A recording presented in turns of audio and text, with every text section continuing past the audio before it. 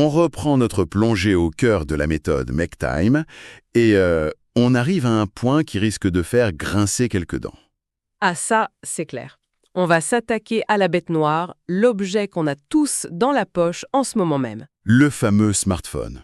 Bah oui, parce que quand on y pense, c'est pas juste un téléphone, c'est carrément une machine à sous ultra sophistiquée, quoi. C'est exactement le terme. Et le pire, c'est que c'est conçu par les cerveaux les plus brillants de la planète, pas pour nous faire gagner de l'argent, mais pour siphonner notre temps. Ouais, notre ressource la plus précieuse. Et on paye une blinde pour avoir le privilège de garder ce truc allumé contre notre cuisse toute la journée. C'est un peu dystopique, dit comme ça. Mais c'est la réalité neurobiologique dans laquelle on baigne. C'est pour ça que cette étape de notre exploration est absolument cruciale. On va vraiment décortiquer comment reprendre le contrôle. Et ce qui est fou, il faut le rappeler, c'est que les auteurs, Jake Knapp et John Zeratsky, c'est pas du tout des ermites technophobes. Ah ben non, ce sont d'anciens designers de chez Google et YouTube. Exactement. Ils ont littéralement dessiné les interfaces qui nous rendent accros aujourd'hui. Donc, ils connaissent l'architecture de la distraction de l'intérieur. Du coup, leur approche, c'est pas de rejeter la technologie en bloc, on est bien d'accord, hein? Ah non, pas du tout. L'idée, c'est de faire de l'ingénierie inversée, comprendre les mécanismes pour arrêter de subir. Ok, alors justement, les sources mettent en avant deux forces majeures qui dévorent nos journées. C'est quoi la première? La première, c'est ce qu'ils appellent la roue infernale. C'est, tu sais, cette culture de la réactivité permanente. Genre répondre aux emails dans la seconde. C'est ça. On confond complètement la productivité avec la vitesse de réponse. C'est une force qui nous impose l'agenda des autres. Ouais, on a l'impression d'avancer parce qu'on s'agite, mais on court juste sur un tapis roulant. Et quand on descend de ce tapis, en général, on est épuisé et boum, on tombe dans le deuxième piège. Les fameuses piscines à débordement. Bah, les piscines à débordement. Rien que le nom, ça donne le vertige. C'est un concept clé pour comprendre l'addiction numérique. C'est toutes ces applis qui offrent un contenu infini, sans aucun repère d'arrêt. Parce qu'avant, un journal papier, il avait une dernière page. Voilà. Et une émission de télé avait un générique de fin. Le cerveau recevait un signal visuel clair qui disait que c'était terminé, qu'il fallait passer à autre chose. Alors que sur un réseau social, la fin n'existe juste pas. On tire vers le bas et l'algorithme balance de la nouveauté. Et neurologiquement parlant, c'est redoutable. C'est le principe des récompenses aléatoires. Tu rafraîchis et tu sais jamais si tu vas voir un truc banal ou une super nouvelle. Ça crée un pic de dopamine, c'est ça? Énorme! Le cerveau veut pas s'arrêter parce qu'il anticipe que le prochain swipe sera le bon. On nage sans jamais toucher le bord puisqu'ils ont enlevé le bord. Ce que je trouvais hyper déculpabilisant dans leur approche, c'est qu'ils insistent bien sur le fait que c'est pas un manque de volonté de notre part. Oh non, pas du tout. Le vrai coupable, ce sont les réglages par défaut. Les réglages par défaut. Genre, comment le téléphone est configuré à l'achat. Exactement. Le cerveau humain, par nature, il est économe en énergie. Donc si un appareil arrive avec toutes les notifications activées, On va pas les fouiller dans 3 sous-menus pour les désactiver. c'est ça, l'effort mental est perçu comme trop coûteux.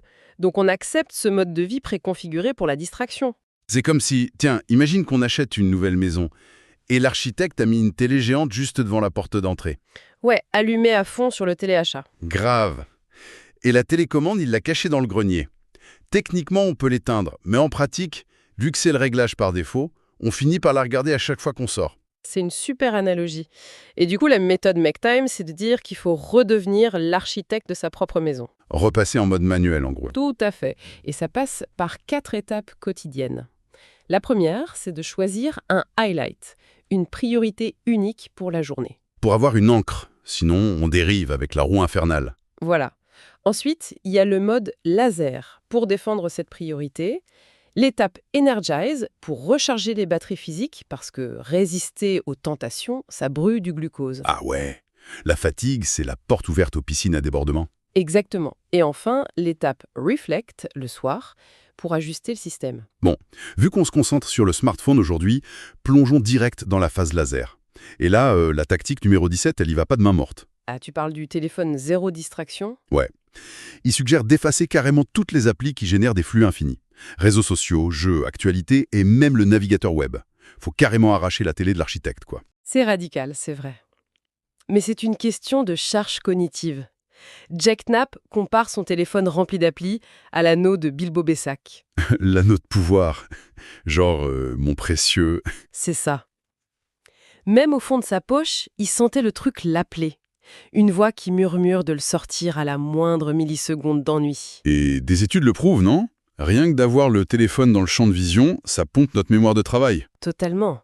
Le cerveau dépense de l'énergie juste pour réprimer l'envie de le saisir. En supprimant ces applis, Knapp a vu cette magie noire disparaître. L'objet est redevenu un simple bout de verre et de métal. Ok, je comprends le principe. Mais soyons pragmatiques 2 secondes. C'est des supercalculateurs à plus de 1000 balles. Les castrer comme ça, c'est pas un peu un immense retour en arrière? On pourrait se dire ça, oui. Bah ouais, pourquoi ne pas juste s'acheter un vieux téléphone à clapper des années 2000 à ce compte-là? Parce que, au fond, les auteurs adorent la technologie. Ils veulent juste garder la magie utilitaire de l'appareil sans la machine à sous intégrée. C'est quoi la différence entre les deux pour eux? C'est l'absence de contenu infini. Sur un téléphone épuré, on garde le GPS, l'appareil photo, la musique, la calculatrice. Des trucs qui ont un but précis, quoi. Voilà. Personne ne scrolle pendant 3 heures sur l'application de la météo ou de sa banque. Une fois la fonction accomplie, on repose le téléphone. C'est l'outil qui nous sert, pas l'inverse. C'est un sacré changement de paradigme. Mais je vais me faire l'avocat du diable. Il y a plein de gens qui bossent en entreprise et qui peuvent pas juste supprimer l'appli mail de leur téléphone sous peine de se faire virer. C'est une objection ultra fréquente et totalement valide. Donc, ça marche que pour les freelances de la Silicon Valley, leur truc. Eh bien non. S'ils ne peuvent pas supprimer la piscine à débordement, la méthode propose de construire une clôture barbelée tout autour. D'ajouter de la friction, donc. Exactement. Et la première brique de cette clôture, c'est de désactiver absolument toutes les notifications, sauf les urgences vitales, comme les SMS ou les appels. C'est vrai que les notifications, c'est des vraies voleuses d'attention. C'est pas un service qu'on nous rend, hein. C'est un stimulus conçu pour injecter un sentiment d'urgence. C'est comme un gamin capricieux qui hurle au milieu du salon pour une broutille. Ah ouais, l'image est parfaite. En coupant le son, le dictateur bruyant redevient un messager poli qui attend dans son coin. Tout à fait. Et la friction va plus loin. Il conseille de se déconnecter de ses comptes après chaque usage. Attends, genre taper son mot de passe à chaque fois. Ouais, et pas un petit mot de passe facile, un truc horrible avec des symboles et des chiffres. Ils disent même de vider la première page de l'écran d'accueil pour n'avoir aucune icône visible au déverrouillage. Mais c'est de la torture, ça. C'est un hack neurobiologique en fait. Notre cerveau a 2 modes. Les noyaux gris centraux, qui gèrent nos automatismes, et le cortex préfrontal, qui gère la décision logique. Et la friction permet au cortex de reprendre la main, c'est ça? Exactement. C'est marrant, ça me rappelle l'analogie du pot de biscuit aux pépites de chocolat. Ah, raconte. Bah, si le pot est ouvert sur la table basse juste devant nous, la main va piocher toute seule. On mange 5 biscuits par pur automatisme, piloté par le circuit de récompense. Sans même savourer en plus. Grave. Mais si on introduit de la friction, par exemple, on met les biscuits dans une boîte en fer, on la scotche et on la cache tout en haut d'une armoire dans le garage froid et sombre. Faut vraiment le vouloir, le biscuit. Exactement. Pour en manger un, il faut se lever, traverser la maison, chercher l'escabeau dans le noir. Et pendant ce trajet, l'automatisme est brisé. Le cortex préfrontal se réveille. C'est ça. On se pose sur l'escabeau et on se dit « Mais attends, j'ai vraiment faim là. » Ou « Je m'ennuie juste. » Et en général, on redescend sans le biscuit. C'est pareil pour le smartphone. Taper un mot de passe de 20 caractères casse l'impulsion de vérifier ses mails à 22 h un dimanche. C'est hyper puissant comme parade. Et une fois qu'on a nettoyé l'environnement numérique, les auteurs parlent aussi d'utiliser l'environnement physique pour consolider tout ça. Des solutions analogiques, oui. Par exemple, une astuce toute bête. Porter une montre au poignet. Bah oui, pour pas sortir le téléphone juste pour regarder l'heure. C'est le piège classique. Tu veux juste l'heure et boum, un écran de verrouillage blindé de notifications. 20 minutes s'évaporent et tu finis en retard à ton rendez-vous. La montre coupe ça à la racine. Mais ils vont plus loin sur la séparation physique, non? Je pense à cette histoire avec l'entrepreneur à Tokyo, Chris Palmieri. Oui, Chris dirige une boîte sous haute pression. Sa technique, 2 soirs par semaine, il laisse physiquement son ordi et son téléphone pro au bureau. Il rentre les mains vides. Faut oser. Les effets sur sa biologie ont été radicaux. L'anxiété d'anticipation s'est volatilisée. Il dort mieux, son sommeil est plus profond, il se souvient même de ses rêves. Un vrai repos neurologique, quoi. Mais bon, faut aborder l'éléphant dans la pièce. Couper les ponts comme ça, même pour un soir, ça déclenche une angoisse terrible chez plein de gens. Le fameux FOMO, la peur de rater un truc important. Ouais. Est-ce qu'on risque pas de devenir des ermites sociaux? C'est une vraie question. Le livre parle du cas de Harriet, qui était carrément dépendante d'un gros réseau social. Elle ressentait une pression sociale énorme à être toujours présente. Et elle a fait quoi? Un sevrage? Un sevrage total de 7 jours. Les premiers jours, c'était vraiment douloureux. Un syndrome de sevrage classique. Le cerveau panique face à ce qu'il perçoit comme un isolement. J'imagine l'angoisse. Mais après? Après, ça bascule.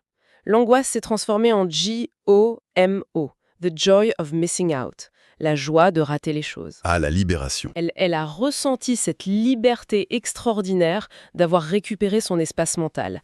Et elle a réalisé un truc clé, les gens qui comptent vraiment trouveront toujours un moyen de nous joindre directement. C'est pas sur une story Insta qu'on gère une vraie urgence familiale, c'est net. Exactement. D'ailleurs, cette peur de rater s'applique aussi à l'actualité mondiale. Il y a la tactique 25 qui dit carrément d'ignorer les informations quotidiennes. C'est souvent mal compris ça, on dirait de l'aveuglement volontaire. C'est clair.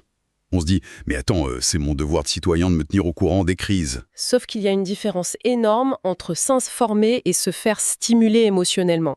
Le modèle des chaînes d'infos en continu, c'est de maximiser notre attention en tapant sur l'amygdale. La peur, le scandale, l'indignation. C'est ça. On est maintenu dans un état de stress chronique par des gros titres qui, honnêtement, sont obsolètes 48 heures plus tard. C'est une fausse urgence. Et les auteurs rappellent qu'une nouvelle qui bouleverse réellement le monde arrivera jusqu'à nous. Les collègues en parleront, les proches appelleront. L'idée, c'est pas d'être ignorant du coup, mais de ralentir. Regrouper sa consommation. Au lieu des alertes push qui font vibrer le téléphone toute la journée, on lit un hebdo d'investigation le week-end, à tête reposée. La clarté mentale qu'on y gagne est immense. Ça nous amène vraiment au cœur de la valeur de tout ça. Ce qu'on retient de cette méthode, c'est que reprendre le contrôle de son attention, c'est pas une question de volonté surhumaine. Surtout pas.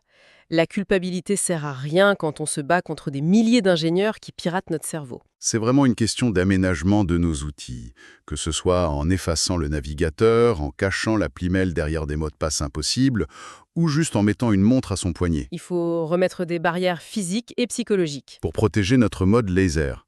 Et ça amène une réflexion de fond assez fascinante sur notre société. Oh oui. Pendant très longtemps, le symbole ultime du statut social, c'était d'être hyper connecté. Avoir le dernier smartphone qui clignote sans arrêt, ça prouvait qu'on était important, que le monde avait besoin de nous. Le fameux homme d'affaires toujours au bout du fil, quoi. Exactement. Mais aujourd'hui, dans une économie où notre attention est la matière première la plus monétisée par les géants de la tech, le paradigme a changé. C'est quoi le nouveau symbole de statut social alors? C'est le luxe suprême de l'inaccessibilité. Ce n'est plus d'avoir le dernier appareil ultra connecté, mais d'avoir la liberté absolue de pouvoir être sans aucune justification totalement injoignable. Le pouvoir de préserver son propre espace mental. Et c'est là que tout commence vraiment à prendre sens. Et pour celles et ceux qui veulent aller plus loin, le livre est disponible gratuitement via le lien en description.